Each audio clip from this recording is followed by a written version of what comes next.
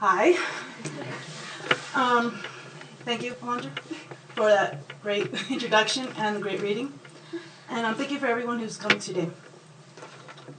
I am reading from my new collection, short story collection called Against the Inevitable. They are stories about death. The first selection I will be reading from is from a story called Invaded. It's about a group of 3 Marines in Honolulu. And I guess the only thing you really need to know is that scream. Anytime I mention the word scream, think sonar, like echolocation.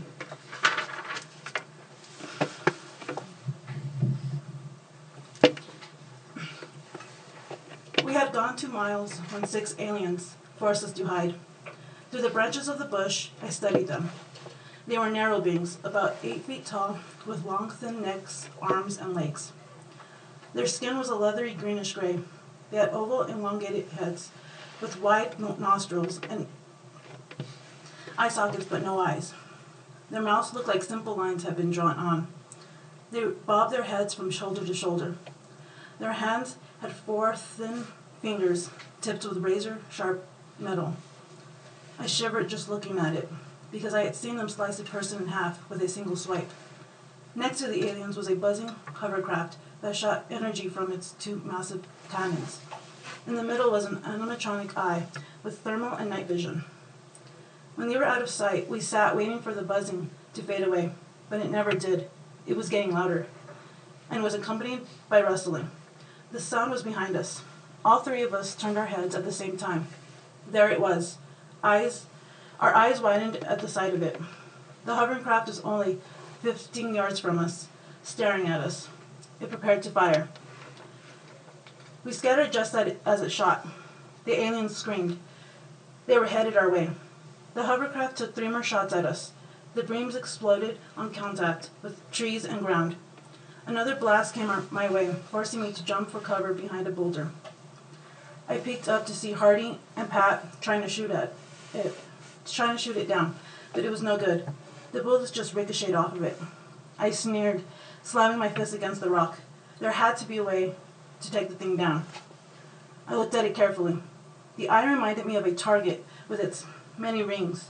The center was about 2 inches in diameter. I smirked. Piece of cake. Grabbing my handgun, I stepped out from behind the boulder. The hovercraft was only 20 yards from me. I prepared to fire, but I took the shot first. It prepared to fire, but I took the shot first. The aircraft's eye sparked, and the thing went down. The aliens went over to it and looked down at their broken machine. Then they looked up at each other, confused. We took those first few seconds to get a head start. They screamed again, heading right at us. We ran as fast as we could, but there was no way to outrun them. They kept screaming as they got closer and closer.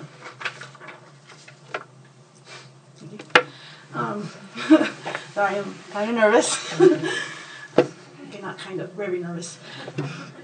So my next piece is actually not a short story. It is a prose poem. And it's the only poem I actually have in my collection. It came from my curiosity about death and what it looks like physically, and what people would see when they die. It's called Face of Death. The face of death is the face of infinity. It can be whatever it wants to be, either the face of a loved one or that of an enemy. It may even be a complete stranger. The face you will see in the end is chosen just for you, by a higher being, whether it be Yahweh or another deity. As you die, study the face that was picked for you. Start with the skin. It may be white like fresh fallen snow on a cold winter's dawn, black like the night sky over a busy city, starless and pure. Brown is the color I prefer. Just thinking about it, I can taste the sweet milkiness of the world's greatest chocolate. It's melting in my watery mouth as we speak. Whatever color comes, just remember it was selected for a reason. Death's face is just like yours and mine. It has a mouth with lips so round and plump, like a peach ready and ripe to be picked. Bite into it. Let the juices run down your fingers. You lick them. Au contraire, the lips can be thin and cracked as if they spent time in a barren desert with no water. The face has a nose, cute as a baby's or mountainous like Everest. The cheeks can be puffy and rosy, like Old St. Nick, or flat and dull like Kansas. A forehead is a forehead, whether it is broad like an ocean or narrow like a stream. These things are given to this face just for you, so cherish them. Most importantly, it has 2 eyes, your eyes. No matter what face death dawns, the eyes will always be yours. Just before the last breath leaves your body, the face of death will lean forward, look into your eyes, and see your life flash before you. Once your story has been replayed for you completely, you will breathe your last, and death will catch the exhale in its mouth. It always smiles in the end. It happens to all of us. Some say, just as your lights fade and you cease to exist, the smiling face of death transforms into your own. So the last thing you see is yourself dying with a grin. What a tragedy. If that happens to you, tell me once you have found me here in the land of the dead. So the last few sections I will be reading are from one story called 1576 Covina Avenue. Our main character starts off in a coffee shop, and she gets a phone call.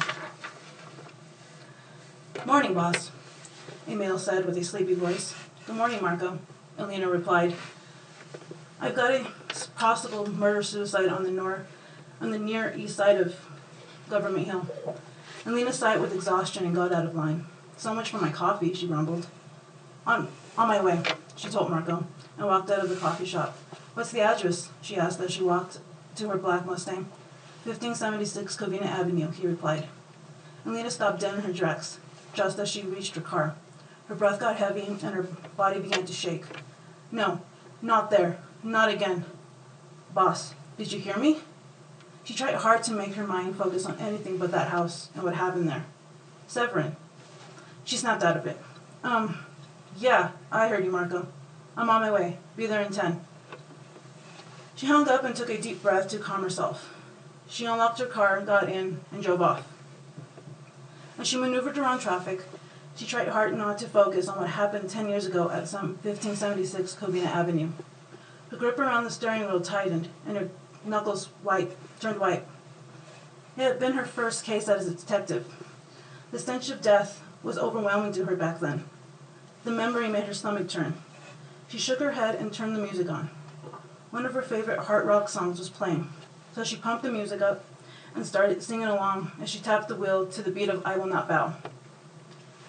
When she got to the house, there was a wall of people surrounding it. She parked the car and got out. She didn't keep going. She stood there, gazing at the ground. She didn't want to remember what she had seen. It had given her nightmares for weeks. She clutched her fist. "I won't let my feelings get in the way of doing my job," she thought. Okay, so now the next section I will be reading is her in the house already.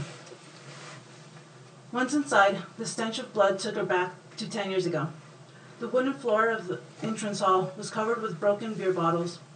Blood splattered all over the plain white walls. The trail of blood, with a pair of handprints that faded away, led to the living room. Now the walls were painted orange, with portraits of happy families hanging from them. Elena walked into the living room and noticed there was more furniture than before. Last time she was there was only a recliner, coffee table, and a TV. Now there was furniture everywhere, and it looked old. Blood covered the orange walls and carpeted floor. Her mind wandered back in time. In the middle of the living room, a tall white man in a plaid long-sleeve shirt and overalls lay on the wooden floor. He was covered in slashes and hack marks. His blood formed a large, undisturbed circle around him. The smell of all that blood got to Elena that day. Vomit rose in her throat. What made it worse was looking at the man's throat, which had been cut so deep he had almost been decapitated. She had run out, thrown up in the front yard. Elena focused on the present. An elderly man sat in the armchair with a kitchen knife to his heart. The upward angle of the knife suggested it was self-inflicted. The last time she was in the house, no murder weapon was found, but she was told it was a kitchen knife. An elderly woman lay on the ground with slashes and hat marks. Her hat was almost cut off. She was surrounded by a perfect circle of splattered blood. It was similar to the last scene. Too similar. The victims are Henry and Gully. Henry Gully and his wife, Barbara Gully, Sanchez said. I've seen this before. The position of Mrs. Gully is exactly how I found George Sanderson, the last victim from 10 years ago, she replied. That was your first case as a homicide detective, right? Sanchez asked. She nodded. I was on Detective Peters' team last time. I heard you never caught the guy, Moore asked. Moore said. Yeah, the case went cold really quickly, Elena replied. But I thought you always got the guy, Sanchez asked. That was the exception. After they took us off the case, the family got angry because I had promised them that we would catch the murderer. Seeing how hurt they were made me vow to never leave a case unsolved again. She turned to the Emmy, an elderly man with gray hair. He was leaning over Mr. Gully, examining him. So, Doc, what's the time of death? Elena asked. Around 11 p.m. How was Mrs. Gully killed? Well, there are plenty of stab wounds that could have done the job if she was allowed to bleed out, he replied. But the fatal one on her throat was cut ear to ear, practically took her head off. Can you tell what the murder weapon was? Most likely a kitchen knife, but I'll know for sure when I get her back to my office for further examination, he replied. How about her husband? A kitchen knife straight to the heart, definitely self-inflicted. So would you say the kitchen knife Mr. Gully used to kill himself was the same one used on his wife? Yeah, it looks that way, he replied and went back to his work. If Mr. Gully killed his wife, he would have had to get up close to her to cut her throat. She paused. This crime looks a lot like the one from 10 years ago, and just like last time, the blood spray pattern was undisturbed. What are you getting at, Severin? Moore asked. Slashing somebody's throat causes the blood to come out fast and strong. It goes everywhere, but it would also get all over the killer, which wouldn't leave a perfect circle like this one. Conscious came over to them. I just talked to Miss Hankney, their house nurse. She's the person who found them. She told Doc that Mr. Gully couldn't have killed himself, much less his wife, because Mr. Gully had severe osteoarthritis. He couldn't even hold his fork properly. This just keeps getting weirder and weirder. Nothing made sense 10 years ago, and it still doesn't, Elena said. She went over to Mr. Gully and examined the knife in his chest. The handle was covered in blood, but there was no obvious sign of fingerprints. What am I missing? She asked, and thought about what happened last time. The murder weapon was never found. Doc had told her that Mr. Sanderson was killed by a kitchen knife. Elena looked around the room. The blood from Mrs. Gully was everywhere. And then she noticed they had been opened. Hey, she called over to a CSU person. A young man came over to her. Why is that open? She asked as she pointed. We found it that way when we came in. There was a surveillance camera inside.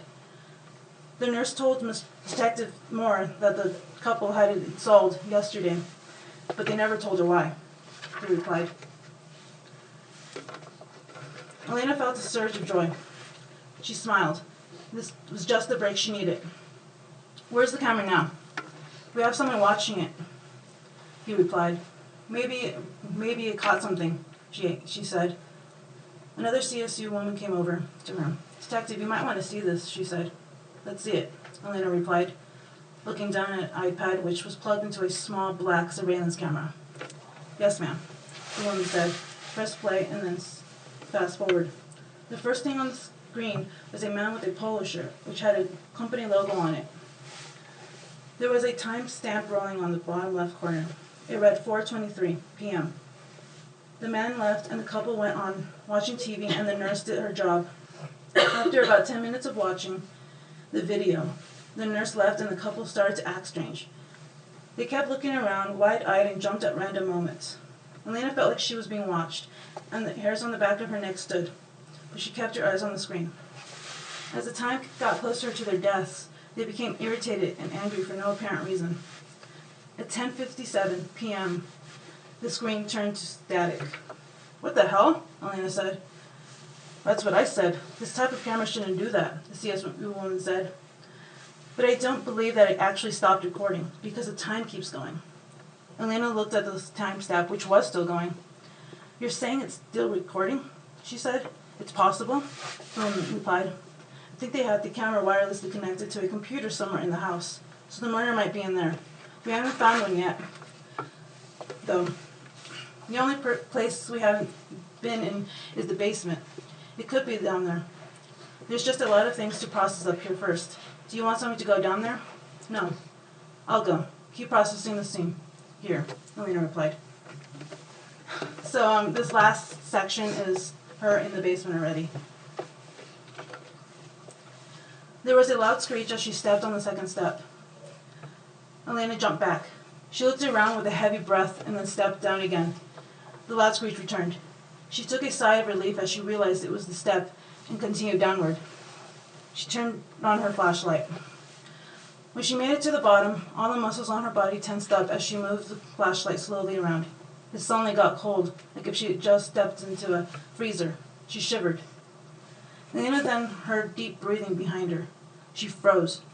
Her breath and heartbeat quickened. The sound got closer. A breath hit her ear. She gasped and quickly turned.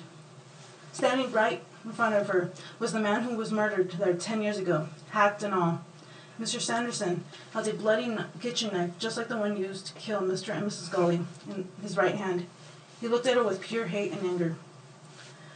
Elena was breathing so hard and fast, her chest hurt. You're dead, she stuttered. She couldn't believe her eyes, but something inside her was saying it was real. You promised my family you would find my killer. You failed me, he yelled in a deep, raspy voice. The door slammed shut. Elena jumped at the sound with a yelp.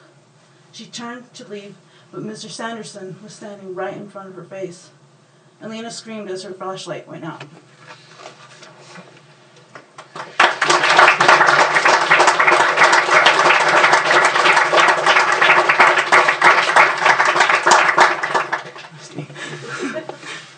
So I want to thank everyone for showing up again and giving their support. It means a lot. I also want to thank the teachers. They, without them, this wouldn't have happened. I wouldn't be here today, and I feel like I wouldn't have grown as an artist and as a writer. So thank you. And lastly, I am honored to introduce our last reader. She's a good friend of mine. Her poetry hits deep, and her prose is amazing and riveting.